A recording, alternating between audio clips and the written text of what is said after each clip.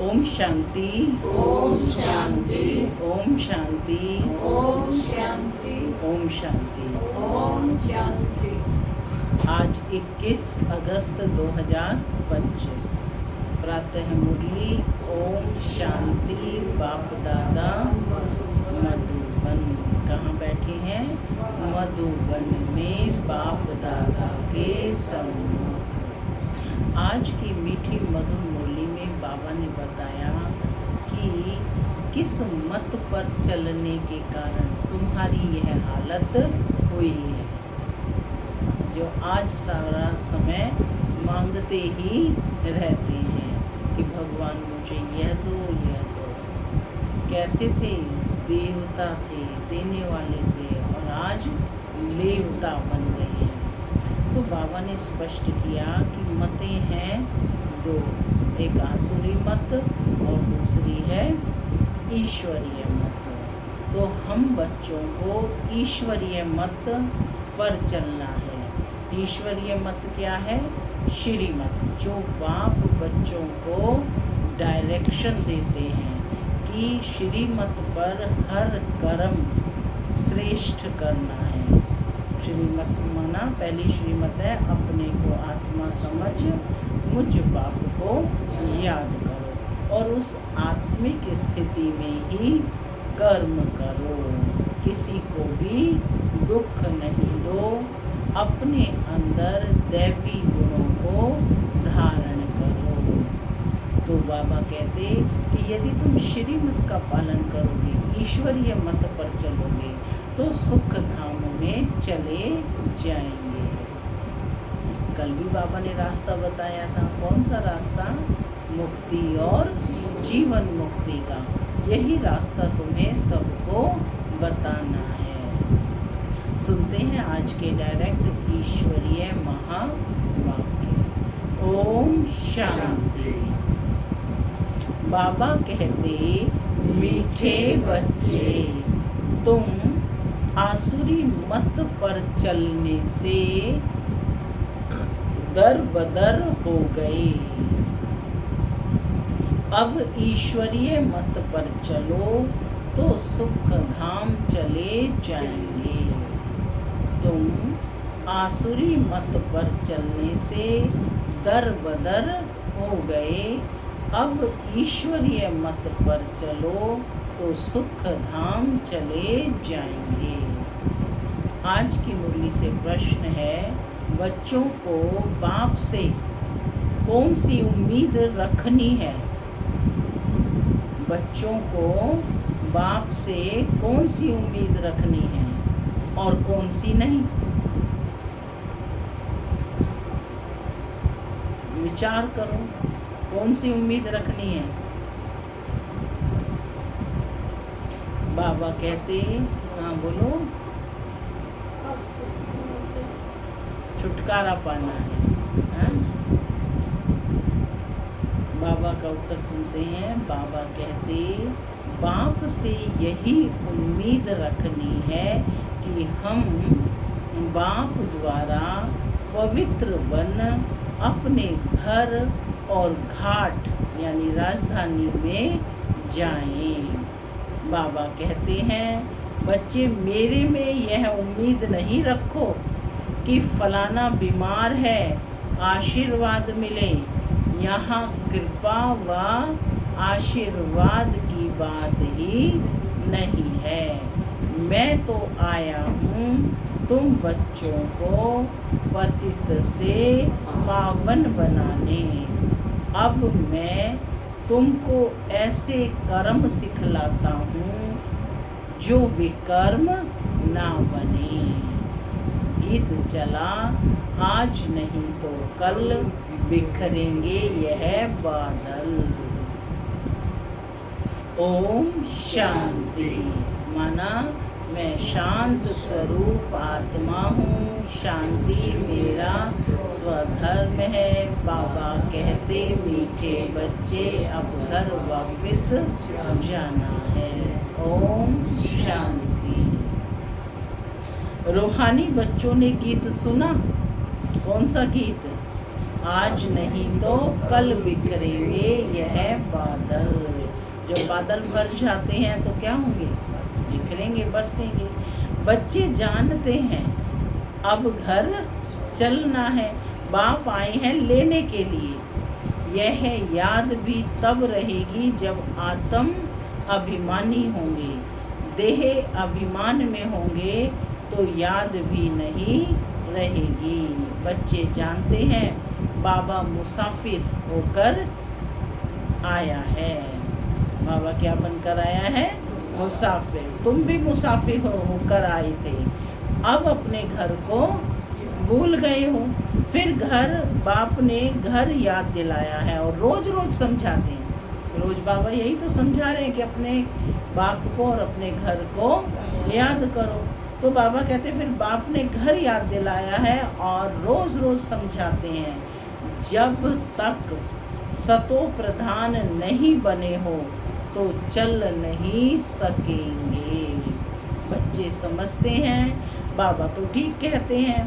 बाप भी बच्चों को जो श्रीमत देते हैं तो सपूत बच्चे उस पर चल पड़ते हैं। इस समय और तो कोई ऐसा बाप नहीं जो अच्छी मत देवे, इसलिए दर बदर हो पड़े हैं। तो कौन हो? सपूत बच्चे हो, बाप की आज्ञा का पालन करने वाले। श्रीमत देने वाला एक ही बाप है, उस मत पर भी कोई बच्चे नहीं चलते। वंडर है ना, लौकिक बाप की मत पर चल पड़ते हैं, वह है आसुरी मत। यह भी है तो ड्रामा, परंतु बच्चों को समझाते हैं तुमने आसुरी मत पर चल इस गति को पा लिया है। अब श्रीमत पर चलने से तुम सुख धाम में चले जाएंगे। वह है बेहद का वर्षा।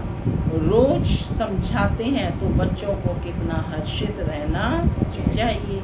सबको यहाँ तो नहीं बिठा सकते, घर में रहकर भी याद करना है।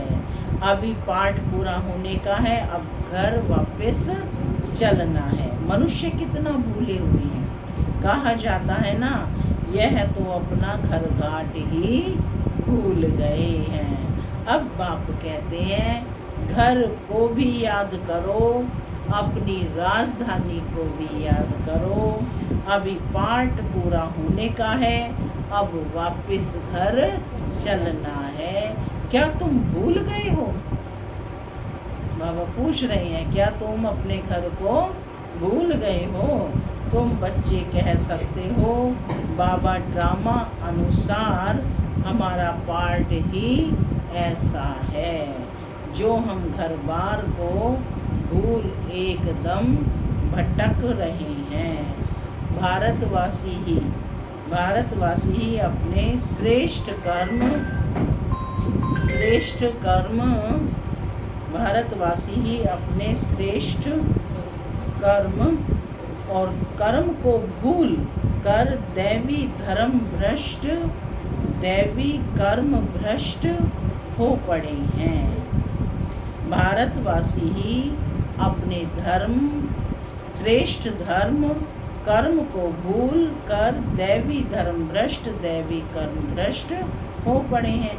अभी बाप ने सावधानी दी है, तुम्हारा धर्म कर्म तो यह था, वहाँ तुम जो कर्म करते थे वह अकर्म होता था। कर्म अकर्म विकर्म की गति बाप ने ही तुम्हें समझाई है। सतयुग में कर्म अकर्म हो जाते हैं, रावण राज्य में कर्म विकर्म होते हैं। अभी बाप आया हुआ है धर्म श्रेष्ठ कर्म श्रेष्ठ बनाने। क्या करने आया है बाबा? धर्म श्रेष्ठ और कर्म श्रेष्ठ बनाने, माने धर्म के अकॉर्डिंग कर्म करने हैं। तो अब श्रीमत पर कर्म श्रेष्ठ करना चाहिए। कोई भ्रष्ट कर्म करके किसको दुख नहीं देना चाहिए। ईश्वरीय बच्चों का यह काम नहीं है। जो डायरेक्शन मिलते हैं उस पर चलना है। दैवी गुण धारण करने हैं, भोजन भी शुद्ध लेना है। अगर लाचारी से नहीं मिलता है तो राय पूछो।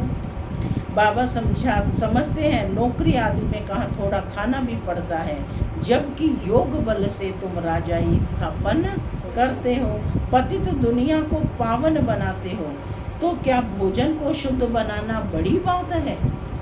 नौकरी तो करनी ही है, ऐसे तो नहीं बाप का बने तो सब कुछ छोड़ यहाँ आकर बैठ जाना है।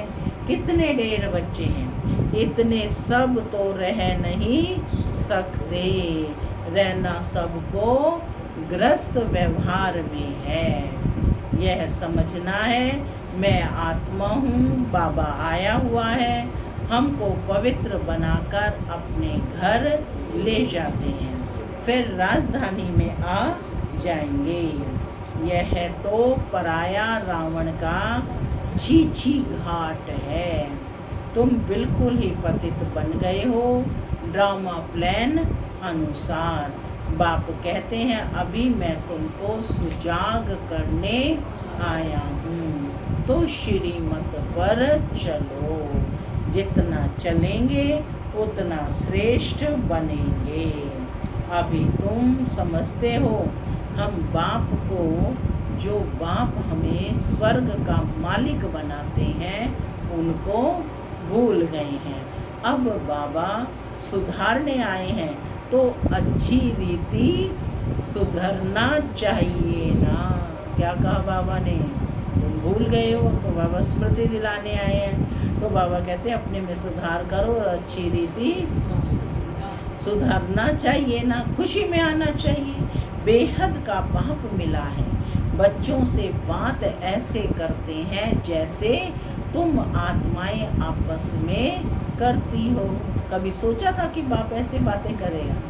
हाँ, तो है तो वह भी आत्मा, परम आत्मा है, उनका भी पार्ट है।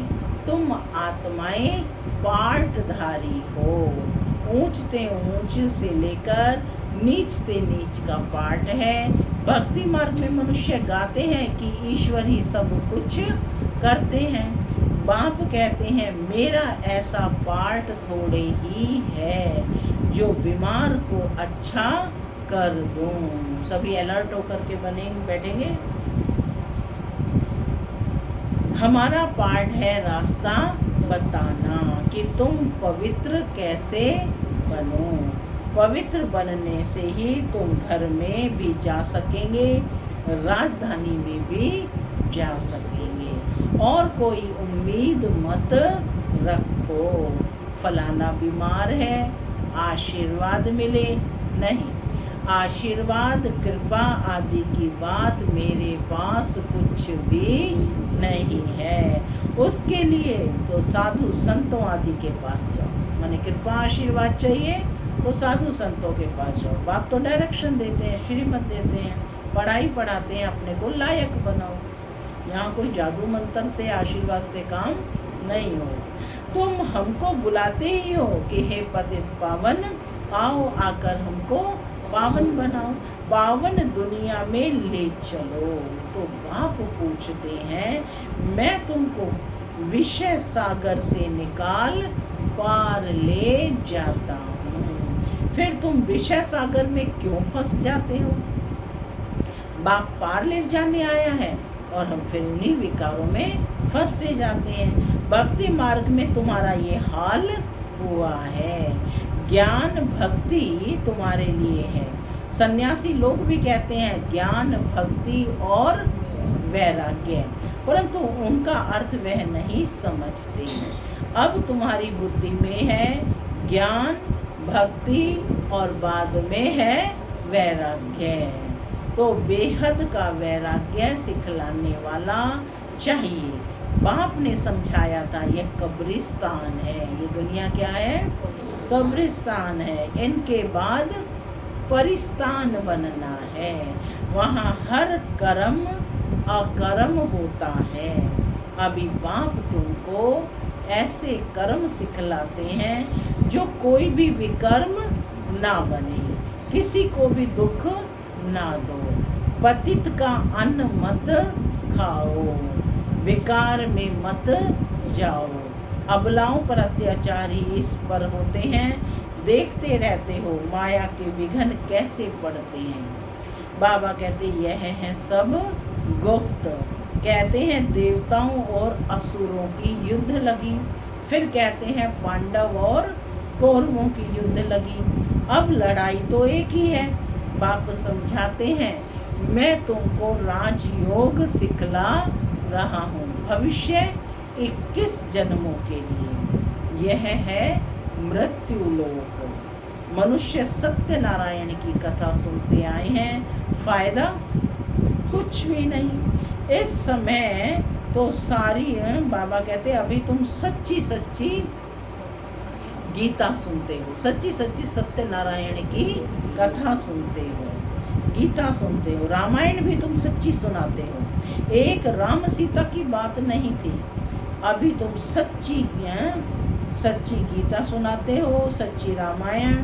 इस समय तो सारी दुनिया लंका है, चारों ओर पानी है ना। यह है बेहद की लंका जिसमें रावण का राज्य है। एक बाप है ब्राइड ग्रूम, बाकी सब हैं ब्राइड्स, यानी बाप है सज्जन और सभी आत्माएं हैं सज्जनिया ब्राइड्स। तुमको अब रावण राज्य से बाप छुड़ाते हैं। यह है शोक वाटिका। ये दुनिया विषय सागर है, ये दुनिया शोक वाटिका है। सतयुग को कहा जाता है अशोक वाटिका, जहाँ कोई दुख नहीं है, जहाँ कोई शोक नहीं है, वहाँ कोई शोक होता नहीं। इस समय तो शोक ही शोक है, अशोक एक भी नहीं रहता। नाम तो रख देते हैं अशोका होटल। बाप कहते हैं सारी दुनिया इस समय बेहद की होटल ही समझो। आज बाबा दुनिया को क्या कह रहे हैं, बेहद का होटल ही समझो। शोक की होटल है। खान पान मनुष्यों का, शोक की होटल क्यों कहा कि खान पान मनुष्यों का जानवरों में सल है। तुमको देखो बाप कहाँ से कहाँ ले जाते हैं। सच्ची सच्ची अशोक वाटिका है सतयुग में। हद और बेहद का कंट्रास्ट बापी बतलाते हैं। तुम बच्चों को बहुत खुशी रहनी चाहिए, जानते हो बाबा हमको पढ़ाते हैं, हमारा भी वही धंधा है, सबको रास्ता बताना है। जो बाप का कार्य है सो बच्चों का कर्तव्य है। अंधों की लाठी बनना है। चित्र भी तुम्हारे पास है, जैसे स्कूल में चित्रों पर समझाते हैं कि यह फलाना देश है, तुम तो फिर समझाते हो कि तुम आत्मा हो, शरीर नहीं हो। आत्माएं भाई भाई हैं। कितनी सहज बात बाप सुनाते हैं, कहते भी हैं हम सब भाई भाई हैं। बाप कहते हैं तुम सभी आत्माएं भाई भाई हो ना, गॉड फादर कहते हो ना, तो कभी भी आपस में लड़ना झगड़ना नहीं चाहिए। शरीरधारी बनते हैं तो फिर भाई बहन हो जाते हैं। हम शिव बाबा के बच्चे सब भाई भाई हैं। प्रजापिता ब्रह्मा के बच्चे भाई बहन हो जाते हैं। हम शिव बाबा के बच्चे सब भाई भाई हैं। तो बाबा कहते प्रजापिता ब्रह्मा के बच्चे भाई बहन हैं। हमको वर्षा दादे से लेना है, इसलिए दादे को ही याद करते हैं। इस बच्चे यानी ब्रह्मा को भी हमने अपना बनाया है अथवा इनमें प्रवेश किया है। इन सब बातों को तुम अभी समझते हो। बाप कहते हैं बच्चे अब नया दैवी प्रवृत्ति मार्ग स्थापन हो रहा है। तुम सभी बीके शिव की मत, शिव बाबा की मत पर चलते हो। ब्रह्मा भी उनकी मत पर चलते हैं। बाप कहते हैं अपने को आत्मा समझ बाप को याद करो और सर्व संबंधों को हल्का करते जाओ। सर्व संबंध माने जो दुनिया के संबंध है उनको हल्का करते जाओ। 8 घंटा याद रखनी है, नोट कर लो और अभ्यास करना है। 8 घंटा याद रखनी है, बाकी 16 घंटे में आराम व धंधा आदि जो करना है सो करो। मैं बाप का बच्चा हूँ यह नहीं भूलो। ऐसे भी नहीं कि यहाँ आकर हॉस्टल में रहना है, नहीं, गृहस्थ व्यवहार में बाल बच्चों के साथ रहना है। बाबा पास आते ही हैं रिफ्रेश होने, मथुरा वृंदावन में जाते हैं मधुबन का दीदार करने। छोटा मॉडल रूप में बना रखा है। अब तो यह बेहद की समझने की बातें हैं। शिव बाबा ब्रह्मा द्वारा नई सृष्टि रच रहे हैं। हम प्रजापिता ब्रह्मा की संतान बीके हैं। बेकार की बात हो ना सके। सन्यासियों के शिष्य बनते हैं। अगर वह सन्यासी कपड़ा पहन लेवे तो नाम बदली हो जाता है। यहाँ भी तुम बाबा के बन गए हो तो नाम रखे ना। बाबा ने कितनी भट्टी में रहे थे, इस भट्टी का किसी को पता नहीं। शास्त्रों में तो क्या क्या बातें लिख दी हैं, फिर भी ऐसा ही होगा। अब तुम्हारी बुद्धि में सृष्टि का चक्र फिरता है। बाप भी स्वदर्शन चक्रधारी है ना। सृष्टि के आदि मध्य अंत को जानता है। बाबा को तो शरीर भी नहीं, तुमको तो स्थूल शरीर है। वह है ही परम आत्मा। आत्मा ही स्वदर्शन चक्रधारी है ना। अब आत्मा को अलंकार कैसे दिए जाएं, ये बड़ी समझ की बात है ना। ये कितनी महीन बातें हैं। बाप कहते हैं वास्तव में मैं हूँ स्वदर्शन चक्रधारी। तुम जानते हो आत्मा में सारे सृष्टि का चक्र का ज्ञान आ जाता है। बाप भी परम धाम में रहने वाला है, हम भी वहाँ के रहने वाले हैं। बाप आकर अपना परिचय देते हैं। बच्चे, मैं भी स्वदर्शन चक्रधारी हूँ। मैं पतित पावन आया हूँ तुम्हारे पास। मुझे बुलाया ही है कि आकर पतित से पावन बनाओ, लिबरेट करो। उनको शरीर तो है नहीं, वह है अजन्मा। भल जन्म लेते भी हैं परंतु दिव्य शिव जयंती अथवा शिवरात्रि मनाते हैं। बाप कहते हैं मैं आता ही हूँ तब जब रात पूरी होती है। तो दिन बनाने आता हूँ। दिन में 21 जन्म, फिर रात में 63 जन्म। आत्मा ही भिन्न भिन्न जन्म लेती है। अब दिन से रात में आई है, फिर दिन में जाना है। स्वदर्शन चक्रधारी भी तुमको बनाया है।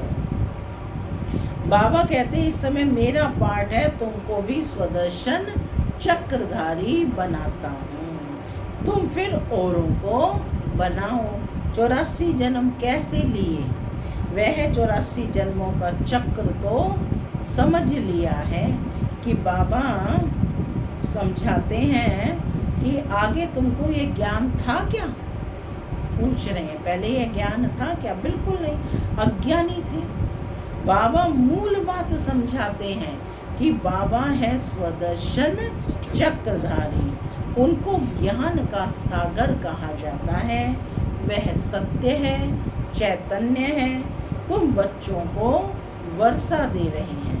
बाबा बच्चों को समझाते हैं कि आपस में लड़ाई झगड़ा मत करो, लून पानी मत बनो, सदैव हर्षित रहना है और सबको बाप का परिचय देना है। बाप को ही सब भूले हुए हैं। अब बाप कहते हैं मामेकम याद करो। निराकार भगवान वाच निराकार आत्माओं प्रति। असुल तुम निराकार हो, फिर साकारी बनते हो। साकार बगैर तो आत्मा कुछ भी कर नहीं सकती। आत्मा शरीर से निकल जाती है तो चुर-पुर कुछ भी हो नहीं सकती। आत्मा फौरन जाकर दूसरे शरीर में अपना पार्ट बजाती है। इन बातों को अच्छी रीति समझो, अंदर घोटते रहो। हम आत्मा बाबा से वर्षा लेते हैं, वर्षा मिलता है सतयुग का। जरूर बाप ने ही भारत को वर्षा दिया होगा। कब वर्षा दिया, फिर क्या हुआ, यह मनुष्यों को कुछ भी पता नहीं है। अभी बाप सब बताते हैं। तुम बच्चों को ही स्वदर्शन चक्रधारी बनाया है। फिर तुमने 84 जन्म भोगे। अब फिर मैं आया हूँ। कितना सहज कर समझाते रहते हैं। बाप को याद करो। क्या समझाते हैं? बाप को याद करो और मीठा बनो, मीठे बनो। एम ऑब्जेक्ट सामने खड़ी है। क्या है एम ऑब्जेक्ट? लक्ष्मी नारायण सदृश बनना। बाप वकीलों का वकील है, सब झगड़ों से छुड़ा देते हैं। तुम बच्चों को आंतरिक खुशी बहुत होनी चाहिए। हम बाबा के बच्चे बने हैं। बाप ने हमको एडॉप्ट किया है वर्षा देने के लिए। यहाँ तुम आते ही हो वर्षा लेने। बाप कहते हैं बाल बच्चे आदि देखते हुए बुद्धि बाप और राजधानी की तरफ रहे। पढ़ाई कितनी सहज है। बाप जो तुमको विश्व का मालिक बनाते हैं उनको तुम भूल जाते हो। कितनी शर्म की बात है ना। जो हमको विश्व का मालिक बनाते हैं उनको तुम भूल जाते हो। पहले अपने को आत्मा जरूर समझो। यह ज्ञान बाप संगम पर ही देते हैं, क्योंकि संगम पर ही तुमको पतित से पावन होना है। अच्छा, मीठे मीठे रूहानी विशेष याद प्यार है। मीठे मीठे रूहानी ब्रह्मा मुख वंशावली ब्राह्मण कुल भूषण। यह देवताओं से भी ऊंच कुल है। तुम भारत की बहुत ऊंच सेवा करते हो। अभी फिर तुम पूज्य बन जाएंगे। अब पुजारी को पूज्य कोड़ी से हीरे जैसा बना रहे हैं। ऐसी रूहानी बच्चों प्रति माता पिता बाप दादा का याद प्यार और गुड मॉर्निंग। रूहानी बाप की रूहानी बच्चों को नमस्ते। हम रूहानी बच्चों की रूहानी माता पिता बाप दादा को याद प्यार गुड मॉर्निंग और नमस्ते नमस्ते।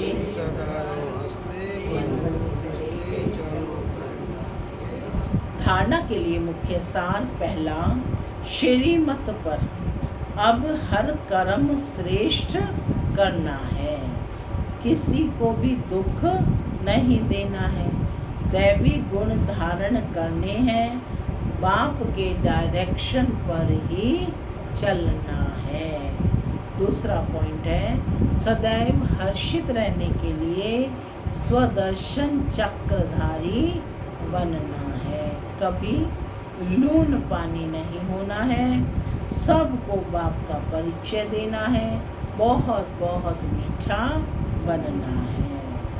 आज का वरदान है मान मांगने की बजाय सबको मान देने वाले सदा निष्काम योगी भव। आपको कोई मान दे, माने व न माने, लेकिन आप उसको मीठा भाई मीठी बहन मानते हुए सदा स्वमान में रहे। स्नेही दृष्टि से, स्नेह की वृत्ति से आत्मिक मान देते चलो। यह मान देवे तो मैं मान दूं, यह भी रॉयल भिखारीपन है। इसमें निष्काम योगी बनो। रूहानी स्नेह की वर्षा से दुश्मन को भी दोस्त बना दो। आपके सामने कोई पत्थर भी फेंके तो भी आप उसे रत्न दो, क्योंकि आप रत्नागर बाप के बच्चे हो। स्लोगन है विश्व का नव निर्माण करने के लिए 2 शब्द याद रखो, निमित्त और निर्माण। अव्यक्त इशारे सहज योगी बनना है तो प्यार, परमात्म प्यार के अनुभवी बनो। सेवा में सफलता का मुख्य साधन है त्याग और तपस्या। ऐसे त्यागी और तपस्वी अर्थात सदा बाप की लगन में लवलीन प्रेम के सागर में समाये हुए, ज्ञान, आनंद, सुख, शांति के सागर में समाये हुए को ही कहेंगे तपस्वी। ऐसे त्याग तपस्या वाले ही सच्चे सेवाधारी हैं। ओम शांति।